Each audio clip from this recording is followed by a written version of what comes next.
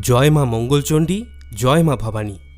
নমস্কার বন্ধুরা, আজ চৌঠা জ্যৈষ্ঠ 19শে মে মঙ্গলবার, 1433 বঙ্গাব্দ বা 2026 সালের জ্যৈষ্ঠ মাসের প্রথম মঙ্গলবার।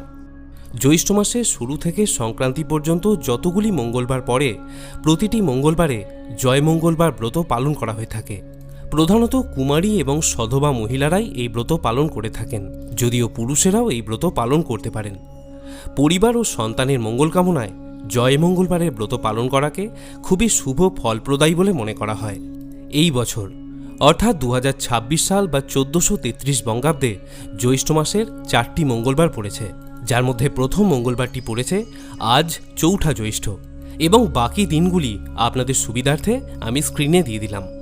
যারা আজকের দিনে জয় মঙ্গলবারে ব্রত রেখেছেন বা কোনো কারণবশত ব্রত রাখতে পারেননি, উভয়ই দিনের যে কোনো সময় মা মঙ্গলচণ্ডীর এই জয় মঙ্গলবারের ব্রত কথাটি একবার হলেও সম্পূর্ণ শ্রবণ করে নেবেন।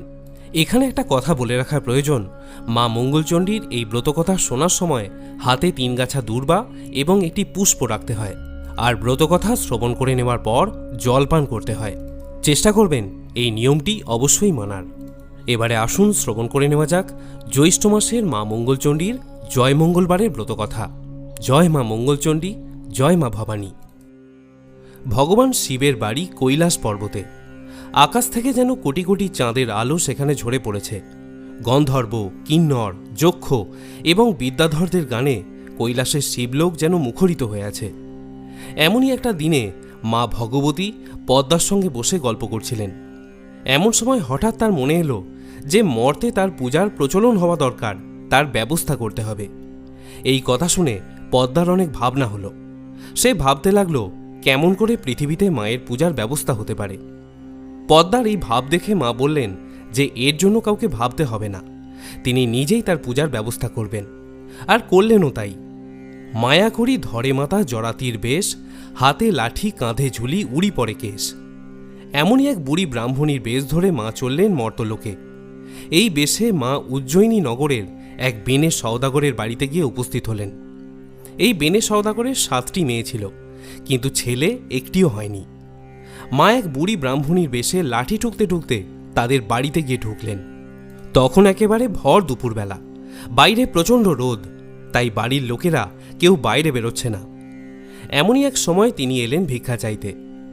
বেনেবউ তখনই চাল আর টাকা থালায় নিয়ে ভিক্ষা দিতে এলেন। ব্রাহ্মণী তাকে জিজ্ঞাসা করলেন, হ্যাঁ মা, তোমার ছেলে মেয়ে কয়টি? বেনেবউ বলল, আমার 7টি মেয়ে হয়েছে, কিন্তু ছেলে একটিও হয়নি। বেনেবউয়ের উত্তর শুনে মা তার হাত থেকে ভিক্ষে নিতে রাজি হলেন না। তিনি বললেন, ছেলে 8 কুঁড়োর মুখ দেখতে নেই। এই কথা বলে ব্রাহ্মণী বাড়ি থেকে বেরিয়ে গেলেন এবং কাছেই একটি অশ্বত্থ গাছের তলায় গিয়ে বসলেন। এদিকে দুপুরবেলায় এক বুড়ি ভিক্ষা নিতে এসে ছেলে 8 কুঁড়োর মুখ দেখতে নেই বলে চলে গেল। এতে বেনেবউয়ের মনে খুবই দুঃখ হলো। সে ভিক্ষার থালা ছুঁড়ে ফেলে দিয়ে বসে বসে কাঁদতে লাগলো। বেনেবউয়ের কান্না শুনে তার 7 মেয়ে ছুটে এলো, চাকর বাকররা ছুটে এলো, আর স্বয়ং সওদাগর ছুটে এলেন। সকলে বেনেবউয়ের কান্নার কারণ জিজ্ঞাসা করল, কিন্তু বেনেবউ কোনো কথাই বলতে চাইল না। শেষে সওদাগর অনেক অনুনয় বিনয় করার পর সে বলল সেই ব্রাহ্মণী ভিখারিনীর কথা। বেনেবউ আরও বলল যে ভিখারিনী বলে গেছে যে মেয়ে 8 কুঁড়োর মুখ দেখতে আছে, তবুও ছেলে 8 কুঁড়োর মুখ দেখতে নেই। সেই জন্য বেনেবউ জেদ ধরেছে যে ছেলে না হলে সে আর এই জীবন রাখবে না। বেনে সওদাগর তখন লোকজন নিয়ে বেরোলো সেই বুড়ির খোঁজে। কিছু দূর গিয়েই সওদাগর একটি অশ্বত্থ গাছতলায় বুড়িকে বসে থাকতে দেখল। সওদাগর অমনি গিয়ে বুড়ির পা দুখানা চেপে ধরে তাকে বলল, মা, আমার বউ ছেলে 8 কুঁড়ো বলে তার হাতে তুমি ভিক্ষা নাওনি। এতে তার মনে খুবই দুঃখ হয়েছে। এখন তুমি মা দয়া করে একটা ওষুধ দাও, যাতে সে একটি ছেলের মুখ দেখতে পারে। বুড়ি সব শুনে চুপ করে রইল। শেষে অনেক সাধ্য সাধনার পর সে বলল, তুই যখন নেহাতি ছাড়বি না, তখন তোকে একটা ফুল দিচ্ছি, এটা নিয়ে যা। ফুলটা খুব সাবধানে রাখিস। বেনেবউ যখন অশুচি হওয়ার পর 4 দিন পর স্নান করে উঠবে, তখন তাকে এই ফুল ধোয়া জল খেতে বলিস, তাহলেই দেখবি তার চাঁদের মতো ছেলে হবে। বুড়ির কাছ থেকে ফুল পেয়ে সওদাগর তখনই ছুটল বাড়িতে এবং গিয়ে তার বউকে সেই ফুলটি দিয়ে সব কথা খুলে বলল। কিছুদিন গেলে এবার বেনেবউ অশুচি হওয়ার পর স্নান করে উঠে সেই ফুল ধোয়া জল খেল। মা ভগবতীর দয়ায় অল্প দিনের মধ্যেই বেনেবউয়ের পেটে সন্তান এলো। বুড়ো বয়সে বউ গর্ভবতী হয়েছে, এবার তার আটকুঁড়োর নাম খুঁজবে। এই আনন্দে বাড়ির সকলে খুবই উৎফুল্ল হয়ে উঠল। এরপর 9 মাস কেটে গেলে বেনেবউয়ের খুব ঘটা করে শ্রাদ্ধ দেওয়া হলো।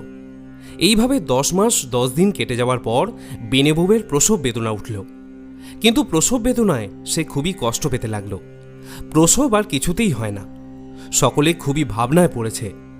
এমন সময় এক বৃদ্ধা এসে বউয়ের ওই অবস্থা দেখে তাকে বলল, বৌমা, এত কষ্ট পাচ্ছ, একবার মা দুর্গাকে ডাকো, তিনি সব দুর্গতি দূর করে দেবেন। এই কথা শুনে বেনেবউ কাঁদতে কাঁদতে মা ভবানীকে স্মরণ করতে লাগলেন। এমন সময় কৈলাসে মা ভবানীর সিংহাসন টলে উঠল। মা তখন পদ্মাকে জিজ্ঞাসা করলেন, হ্যাঁ রে পদ্মা, হঠাৎ আমার সিংহাসন এভাবে টলে উঠল কেন? পদ্মা তখন বলল, মা, তুমি যে বেনেবউকে ওষুধ দিয়েছিলে ছেলে হওয়ার জন্য, আজ 9 দিন ধরে প্রসব বেদনায় সে ভয়ানক কষ্ট পাচ্ছে, তাই সে মনে মনে তোমাকে ডাকছে। পদ্মার কথা শুনে মায়ের মনে খুবই কষ্ট হল। তিনি আবার বুড়ি ব্রাহ্মণীর বেশ ধরে বেনের বাড়ি গিয়ে উপস্থিত হলেন। বাড়িতে তখন অনেক লোকজনের যাতায়াত চলছে। মা তখন একটি মেয়েকে জিজ্ঞাসা করলেন, হ্যাঁ গা, কি হয়েছে তোমাদের? বাড়িতে এত লোকজন কেন? মেয়েটি তখন সব কথা বুড়িকে খুলে বলল। বুড়ি তখন বলল, আমি কি বউরানীকে একবার দেখতে পারি? মেয়েটি বললে, কেন পারবে না মা? এই বলে মেয়েটি বুড়িকে নিয়ে গেল বেনেবউয়ের কাছে। বুড়ি তখন বললে, ঘর থেকে সবাই বেরিয়ে যাও, আমি একলা বউরানীর কাছে থাকব, তোমাদের কোনো ভয় নেই। বুড়ির কথা মতো সকলে ঘর থেকে বেরিয়ে গেল। বুড়ির বেশে মা ভগবতী বউরানীর গায়ে তার পদ্মহস্ত বুলিয়ে দিলেন। সঙ্গে সঙ্গে বেনেবউ একটি চাঁদের মতো ছেলে প্রসব করল। মা ভবানী তখন ছেলেটিকে একটু আদর করলেন আর বললেন, এর নাম রেখো জয়দেব। এই বলে মা তখনই অদৃশ্য হয়ে গেলেন। এইভাবে বেশ কিছুদিন কেটে গেল। হঠাৎ আবার মা ভগবতীর সিংহাসন টলে উঠল। এবারে মা ভবানী বুড়ির বেশ ধরে ধনপতি সওদাগরের বাড়িতে গিয়ে হাজির হলেন। যেভাবে তিনি আগেরবার বেনে সওদাগরের বাড়িতে ভিক্ষা চেয়েছিলেন, এবারেও তিনি একইভাবে ভিক্ষা চাইতে গেলেন। ধনপতির বউ সঙ্গে সঙ্গে চাল আর টাকা নিয়ে এসে বুড়িকে ভিক্ষা দিতে গেল। বুড়ি তখন তাকে জিজ্ঞাসা করলেন, হ্যাঁ মা, তোমার ছেলে মেয়ে কয়টি? বেনেবউ বলল, আমার 7টি ছেলে হয়েছে, কিন্তু মেয়ে একটিও হয়নি। এই কথা শুনে বুড়ি আর ভিক্ষে নিতে রাজি হল না। শুধু বলে গেল, ছেলে আটকুড়োর মুখ দেখতে আছে, কিন্তু মেয়ে আটকুড়োর মুখ দেখতে নেই। এই কথা শুনে বেনেবউ ভিক্ষার থালা ছুঁড়ে ফেলে দিয়ে মাটিতে পড়ে খুব কাঁদতে লাগল। তার কান্না শুনে বাড়িশুদ্ধ লোক এসে জড়ো হয়ে গেল আর তার কান্নার কারণ জিজ্ঞাসা করতে লাগল, কিন্তু বেনেবউ কোনো উত্তর দেয় না। অনেক সাধ্য সাধনার পর সে বলল, এক ব্রাহ্মণী তার হাতে ভিক্ষা না নিয়েই চলে গেছে আর বলে গেছে, ছেলে আটকুড়োর মুখ দেখতে আছে, কিন্তু মেয়ে আটকুড়োর মুখ দেখতে নেই। এই কথা বলার পর বেনেবউ খুব কাঁদতে কাঁদতে বলতে লাগলো যে মেয়ে না হলে সে আর কিছুতেই তার প্রাণ রাখবে না। সওদাগর তখন লোকজন নিয়ে সেই বুড়ির খোঁজে বেরোলো। তারা কিছু দূর গিয়েই দেখতে পেল বুড়ি একটা বট গাছের নিচে বসে আছে। সওদাগর তখন তার পা দুটো ধরে অনেক অনুনয় বিনয় করে তাকে জিজ্ঞাসা করল, মা, আমার মেয়ে হয়নি বলে তুমি আমার বউয়ের হাতে ভিক্ষা নাওনি। সে কেঁদে কেঁদে সারা হচ্ছে। এখন কি করে আমার মেয়ে আটকুড়োর নাম খুঁজবে? দয়া করে তুমি তার ব্যবস্থা করে দাও। সওদাগরের কথা শুনে মায়ের খুবই দয়া হলো। তখন তিনি একই রকমভাবে তার ঝুলি থেকে একটি ফুল বার করে সওদাগরের হাতে দিলেন আর বললেন, এটা তুই নিয়ে যা আর খুব যত্ন করে রাখিস। তোর বউয়ের অশুচি হওয়ার পর এই ফুলটা ধুয়ে তার জল খেতে বলবি, তাহলেই দেখবি তোর ফুলের মতো মেয়ে হবে। এর কিছুদিন পর বেনেবউ গর্ভবতী হল। 10 মাস 10 দিন কেটে যাওয়ার পর তার প্রসব বেদনা দেখা দিল, কিন্তু প্রসব তার আর কিছুতেই হতে চায় না। বেনেবউ খুবই কষ্ট পেতে লাগলো। তখন সে কেঁদে কেঁদে মাকে ডাকতে লাগলো। এবারেও মায়ের সিংহাসন টলে উঠল। পদ্মা তখন মাকে বেনেবউয়ের কথা মনে করিয়ে দিয়ে বলল যে 4-5 দিন ধরে সে খুব কষ্ট পাচ্ছে। এই শুনে মা আর থাকতে পারলেন না। আবার বুড়ির বেশ ধরে তিনি চললেন বেনেবউয়ের বাড়িতে। সেখানে পৌঁছে বাড়ির লোকের মত নিয়ে বুড়ি গিয়ে ঢুকলেন সেই আতুর ঘরে। এখানে বেনেবউয়ের কাছে যারা বসেছিল, বুড়ি তাদের বললে, তোমরা সকলে একবার ঘরের বাইরে যাও, আমি একলা একটু বউয়ের কাছে থাকতে চাই। বুড়ির কথা শুনে সকলে যেন আবিষ্ট হয়ে ঘর থেকে বেরিয়ে গেল। বুড়ি তখন ঘরের দরজা বন্ধ করে দিয়ে বেনে বউয়ের গায়ে তার পদ্ম হস্তটি বুলিয়ে দিলেন। সঙ্গে সঙ্গে বেনে বউ একটি ফুলের মতো মেয়ে প্রসব করল। মা তখন তাকে একটু আদর করলেন আর বললেন, এর নাম রেখো জয়াবতী। এই বলে মা সেখান থেকে অদৃশ্য হয়ে গেলেন। ক্রমে জয়াবতী 7 বছরে পড়ল। সে এখন তার সমজুটি পাড়ার মেয়েদের নিয়ে পুতুল খেলে, আবার ঠাকুর পুজোও করে। সে ছেলে খেলার মতো বালির নৈবেদ্য, কাঁঠাল পাতা, বেলপাতা, বনের ফুল আর নানান রকমের লতাপাতা দিয়ে আপন মন থেকেই মঙ্গলচণ্ডীর পুজো করতে থাকে। একদিন জয়াবতী এভাবেই খেলার ছলে পূজা করছিল। এমন সময় জয়দেবের পায়রা এসে বসল জয়াবতীর কোলে। জয়দেবও পায়রার পিছনে পিছনে ছুটে এসেছিল। সে এসে দেখল পায়রা তখন জয়াবতীর কোলে বসে আছে। জয়দেব তাকে বলল, আমার পায়রা ফেরত দাও। জয়াবতী বললে, বা রে, পায়রা তো নিজে থেকেই আমার কোলে এসে বসেছে, আমি তোমাকে পায়রা ফেরত কেন দেব? না, এই পায়রা আমি ফেরত দেব না। জয়দেবও ছাড়বার পাত্র নয়। সে তার পায়রা নিয়ে তবে ছাড়ল। যাবার সময় সে জয়াবতী আর তার সঙ্গীদের জিজ্ঞাসা করল, এ তোমরা কি করছো? জয়াবতী বলল, আমরা মা মঙ্গলচণ্ডীর পূজা করছি। জয়দেব আবার বলল, এতে কি ফল হয়? জয়াবতী বলল, হারালে পায়ে, মলে জিওয়ে, খাঁড়ায় কাটে না, আগুনে জলে ফেলে দিলে মরণ ঘটে না, সতীন মেরে ঘর পায়, রাজা মেরে রাজ্য পায়। এই কথাগুলি শোনার পর জয়দেব বাড়ি ফিরে এসে রাগ করে শুয়ে পড়ল। কারো সঙ্গে সে কোনো কথাই বলে না। বাড়িশুদ্ধ লোক একেবারে অস্থির হয়ে উঠল। সকলে কত জিজ্ঞাসা করল যে কিসের জন্য তার রাগ হয়েছে, কিন্তু সে কোনো কথারই কোনো উত্তর দিল না। শেষে জয়দেবের মা এসে অনেক অনুনয় বিনয় করতে জয়দেব বলল যে সওদাগরের মেয়ে জয়াবতীর সঙ্গে তার বিয়ে দিতে হবে, তবেই সে নাওয়া খাওয়া করবে। জয়দেবের মা তার এই কথা শুনে বলল, এরই জন্য তোর রাগ? এই তোর কথা? এর জন্য ভাব নাকি? আমি কর্তাকে বলে শীঘ্রই জয়াবতীর সঙ্গে তোর বিয়ের ব্যবস্থা করছি। ওরা তো আমাদেরই ঘর, তাই কিছুই আটকাবে না। কিছুদিন পরেই বেনে সওদাগর জয়াবতীর বাবা ধনপতি সওদাগরের কাছে বিয়ের জন্য প্রস্তাব পাঠালেন। ধনপতিও বেনে সওদাগরের লোকের মুখে সব কথা শুনে বিয়ে দিতে রাজি হয়ে গেলেন। বিবাহ স্থির হল জ্যৈষ্ঠ মাসের মঙ্গলবারে। জ্যৈষ্ঠ মাসে জয়মঙ্গলবার ব্রতের দিন খুব ধুমধাম করে জয়াবতীর সঙ্গে জয়দেবের বিয়ে হয়ে গেল। বিয়ের দিন রাত্রে বাসর ঘরে জয়াবতী আঁচলে বাঁধা গদ বের করে খেয়ে নিল। তাই দেখে জয়দেব বলল, ও কি, তুমি কোনো তুক করলে নাকি? জয়াবতী বলল, তুকতাক কিছু করিনি, আজকে জয়মঙ্গলবারের ব্রত ছিল, তাই গদ খেলাম। বিয়ের পরদিন ধনপতি সওদাগর জয়াবতীকে সোনার গহনায় একেবারে মুড়ে দিলেন আর অনেক ধনরত্ন দিয়ে বর কনেকে বিদায় করলেন। যাবার সময় জয়দেব তার বাবার সঙ্গে না গিয়ে একটা আলাদা ডিঙিতে করে বউকে নিয়ে চলল। ছেলের ইচ্ছে তার বাবার কোনো বাধা দিলেন না। খানিক দূর যাবার পর জয়দেব জয়াবতীকে বলল, দেখো, এখানে চোরের খুব উপদ্রব, তুমি অনেক গয়না পরে আছো, চুরি যাবার খুবই ভয় আছে। তুমি এক কাজ করো, তোমার সমস্ত গয়না খুলে তোমার কাপড়ের একটা পুঁটলি করে আমাকে দাও, আমি ওটা কোলে নিয়ে বসে থাকি, আর তুমি আমার এই চাদরটা পরে থাকো। জয়াবতী তাই শুনে গয়নাগুলো একটা পুঁটলি করে জয়দেবের হাতে দিয়ে দিল, আর জয়দেব সঙ্গে সঙ্গে সেই পুঁটলিটা জলে ফেলে দিল। তারপরেই কৈলাসে মা ভবানীর আসন টলে উঠল। মা ভবানী তখন পদ্মাকে জিজ্ঞাসা করলেন, হ্যাঁ রে পদ্মা, আবার আমার আসন টলল কেন? পদ্মা বললে, তোমার জয়দেব জয়াবতীর সব গয়না জলে ফেলে দিয়েছে, এখন কি উপায় হবে?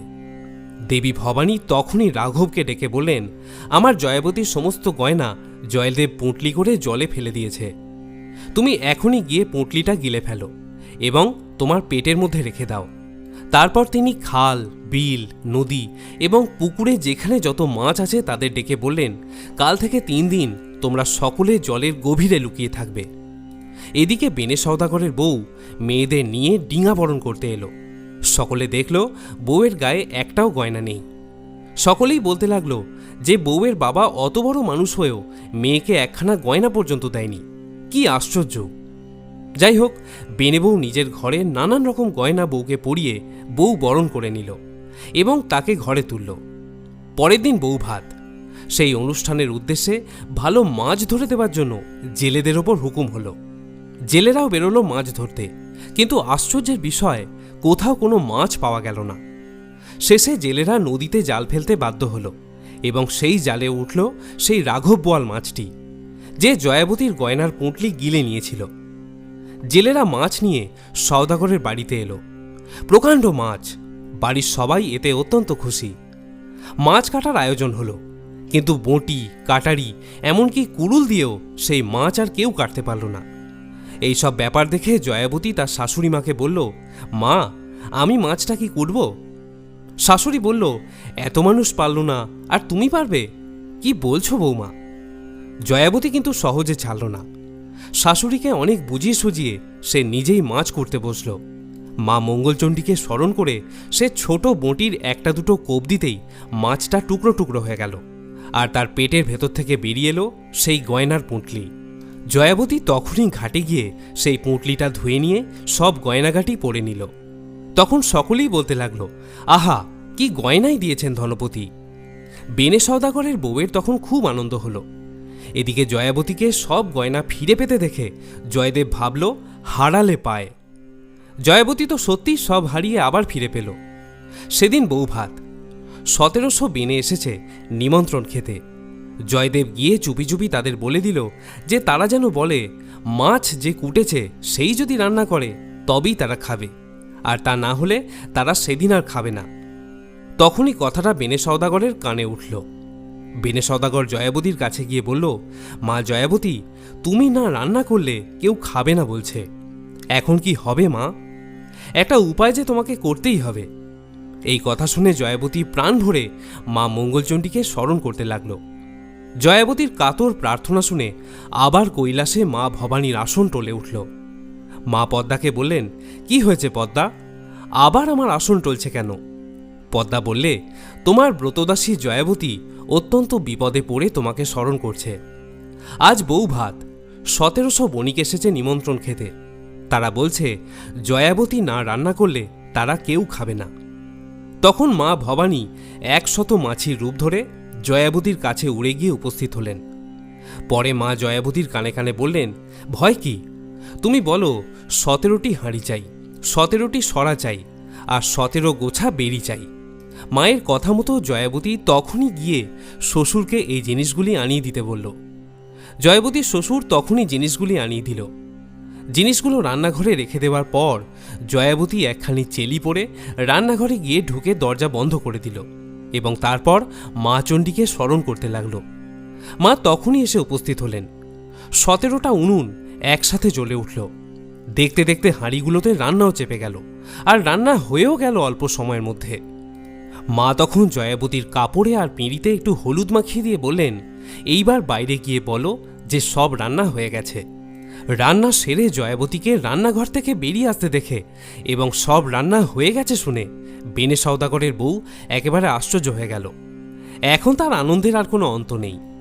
এত শীঘ্রই সব রান্না হয়ে যেতে দেখে সকলেই জয়াবতীর খুব সুখ্যাতি করতে লাগল। জয়দেব তখন আবার গিয়ে বেনেদের বলে এলো যে তারা যেন বলে, যিনি রান্না করেছেন যদি তিনিই পরিবেশন করেন তবেই তারা খাবেন, আর নয়তো কেউ খাবেন না। এই কথাটি বেনে সওদাগরের স্ত্রী অর্থাৎ জয়াবতীর শাশুড়ির কানে গিয়ে উঠল। তিনি গিয়ে জয়াবতীকে বেনেরা যে কথাগুলি বলছে সেই কথাগুলি বলল। জয়াবতী আবার মাকে স্মরণ করতে লাগল এবং মা মঙ্গলচণ্ডীও সঙ্গে সঙ্গে এসে তাকে দেখা দিলেন এবং তাকে বললেন, তুমি তোমার শাশুড়ি মাকে বলো 1700 বেনে যেন একসাথে খেতে বসে, তাহলেই তুমি তাদের একসাথে পরিবেশন করতে পারবে। আর যখন তারা সবাই একসাথে খেতে বসবে তুমি একখানা পাতে সব জিনিস দিয়ে দেবে, তাহলেই দেখবে সব পাতেই জিনিসগুলো পড়ছে। জয়াবতীর কথা অনুসারে বেনেরা সবাই একসাথে খেতে বসল, আর জয়াবতী একখানা পাতে সব জিনিস দিয়ে দিতেই জিনিসগুলি আপনা থেকেই সব পাতেই একসাথে পড়ল। বেনেরা সবাই খুব তৃপ্তি করে খেয়ে জয়াবতীকে প্রাণ খুলে আশীর্বাদ করে চলে গেল।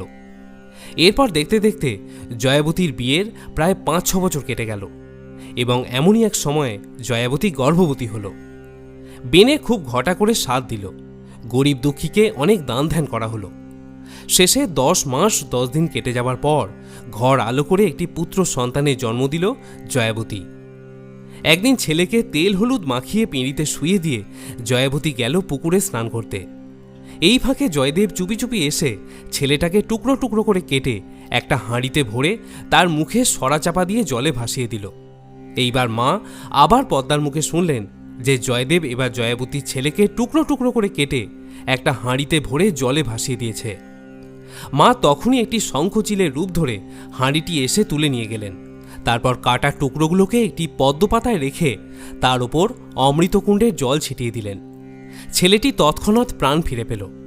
জয়াবতী স্নান সেরে উঠবার সঙ্গে সঙ্গে ছেলেটিকে তার কোলে দিয়ে মা বললেন জয়দেব তার ছেলেটিকে টুকরো টুকরো করে কেটে জলে ভাসিয়ে দিয়েছিল। সে যেন জয়দেবের কাছ থেকে ছেলেটিকে খুব সাবধানে রাখে। জয়াবতী ছেলেকে কোলে নিয়ে হাসতে হাসতে বাড়ি ফিরে এলো। জয়দেব এতক্ষণ লুকিয়েছিল। এবার ব্যাপার কি জানবার জন্য বাড়ির ভেতর ঢুকতেই সে দেখতে পেল জয়াবতী তার ছেলেকে কোলে নিয়ে উঠোনেই দাঁড়িয়ে রয়েছে। এরপরেও জয়দেব তার ছেলেকে মারবার জন্য অনেকবার চেষ্টা করল, কিন্তু প্রত্যেকবারই মা ভগবতী তার ছেলেকে আবার জীবিত করে দিলেন। এভাবেই 6 মাস কেটে গেল। অনেকবার চেষ্টা করার পরেও যখন ছেলেটার কোনো ক্ষতি করা গেল না, তখন একথা মানতেই হবে যে ব্রতের ফলের হয়তো অন্যথা কখনো হয় না। এরপর আরেকদিন শেষ দেখবার জন্য জয়দেব একখানা কাটারি নিয়ে গেল ছেলেটাকে মারবার জন্য। এমন সময় জয়াবতী এসে তাকে বলল, এ কি করছো তুমি? এত রকম করেও তোমার বিশ্বাস হলো না মা মঙ্গলচণ্ডীর ওপর? জয়দেব বেশ খানিকটা লজ্জিত হয়ে বলল যে হ্যাঁ, এবার তার বিশ্বাস হয়েছে। তারপর থেকে জয়দেব আর কোনো অঘটন ঘটানোর চেষ্টা করত না। জয়াবতীকে নিয়ে সে বেশ সুখেই ঘর সংসার করতে শুরু করল। পরে তাদের আরও কয়েকটি ছেলে মেয়ে হলো। জয়াবতীর শ্বশুর ও শাশুড়ি নাতি নাতনিদের মুখ দেখে খুব আনন্দে দিন কাটিয়ে স্বর্গে চলে গেলেন। জয়াবতী এবং জয়দেব তাদের ছেলে মেয়েদের কাছে মা মঙ্গলচণ্ডীর ব্রতের কথা প্রচার করল এবং তাদেরও প্রচার করতে বলে দিল। তারপর এক শুভ দিনে ভগবান স্বয়ং তাদের জন্য পুষ্পক রথ পাঠিয়ে দিলেন। সেই রথে চড়ে জীবন্ত অবস্থাতেই জয়দেব এবং জয়াবতী স্বর্গে চলে গেলেন। সকলেই তাদের এই অবস্থা দেখে খুব ধন্য ধন্য করতে লাগল। সেই থেকেই এই জয়মঙ্গলবারের ব্রতকথা পৃথিবীময় ছড়িয়ে পড়ল। বলা হয়ে থাকে যে স্ত্রীলোক জয়মঙ্গলবারের ব্রত পালন করে সে কখনো জলে ডোবে না, আগুনে পড়ে না, কোনো অস্ত্রের ঘায়ে তার মরণ হয় না। আর যদি তার কোনো জিনিস হারিয়ে যায়, তার হারা নিধি সে অল্প দিনের মধ্যেই খুঁজে পেয়ে যায়। প্রিয় শ্রোতা বন্ধুরা, আমি আশা করব মা মঙ্গলচণ্ডীর জয়মঙ্গলবারের ব্রতকথা শ্রবণ করে আপনার ভালো লেগেছে। যদি ভিডিওটি আপনার ভালো লাগে তাহলে অবশ্যই একটি লাইক করতে ভুলবেন না, আর তার সাথে কমেন্টে একবার অবশ্যই লিখুন জয় মা মঙ্গলচণ্ডী। সকলে ভালো থাকুন, সুস্থ থাকুন। আবার দেখা হবে পরের আরেকটি ভিডিওতে। জয় মা মঙ্গলচণ্ডী, জয় মা ভবানী।